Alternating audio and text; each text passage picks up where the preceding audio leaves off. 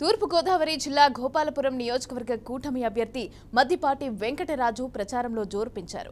దేవరపల్లి మండలంలోని చిన్నాయగూడెం గ్రామంలో ప్రచారాన్ని నిర్వహించారు. ఈ సందర్భంగా టీడీపీ, జనసేన, బీజేపీ నాయకులు, కార్యకర్తలు, గ్రామస్తులు అలాగే మద్దిపాటి వెంకటరాజుకు పూలతో ఘన స్వాగతం పలికారు.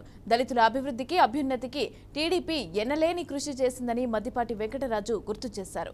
గ్రామంలో ఎటు చూసినా కూడా టీడీపీ ప్రభుత్వంలో వేసిన సిమెంట్ రోడ్లు, అండర్ గ్రౌండ్ డ్రైనేజీలు తప్ప వైసీపీ ప్రభుత్వం కొత్తగా చేసింది ఏమీ లేదని విమర్శించారు.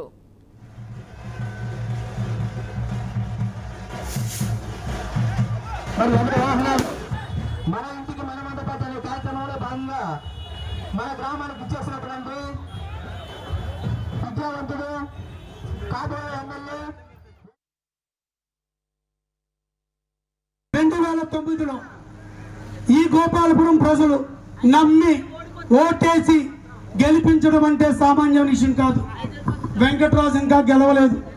వెంకటరాజు గెలుపు కోసం ఇంతమంది వందల మంది జనం ప్రతి ఊరు తిరుగుతూ, ప్రతి వీధి తిరుగుతూ, మురళీ గారు లాంటి పెద్దలు ప్రతి గడప తగ్గుతూ రోజుల తరబడి శ్రమించి చెమటోడ్చి మా విజయాల కోసం పనిచేసి మా కోసం కృషి చేసి మమ్మల్ని ఎమ్మెల్యేలుగా మీరందరూ గెలిపిస్తే పార్టీలోకి జంపు, వేరే పార్టీలోకి, పక్క నియోజకవర్గంలోకి జంపు.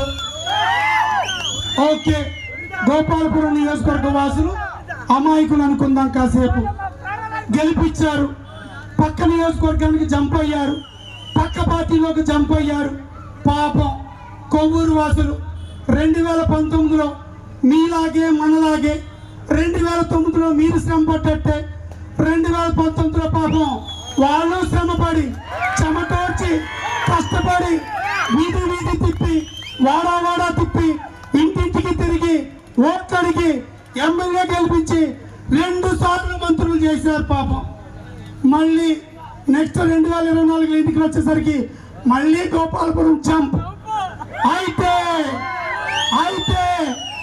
వారిని ఇప్పుడు ఊరు వాడా తిరుగుతున్న వాళ్ళకి నాదొక సలహా, అయ్యా బాగానే తిరుగుతున్నారు, ఓట్లు అడుగుతున్నారు, మళ్ళీ ఓట్లు వేస్తారు.